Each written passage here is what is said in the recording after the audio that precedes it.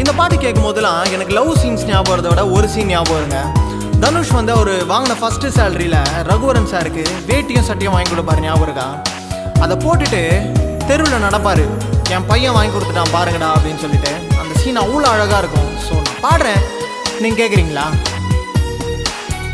நடை உடைகள் பாவனை மாற்றி வைத்தாய், நான் பேசிட வார்த்தைகள் நீ கொடுத்தாய்.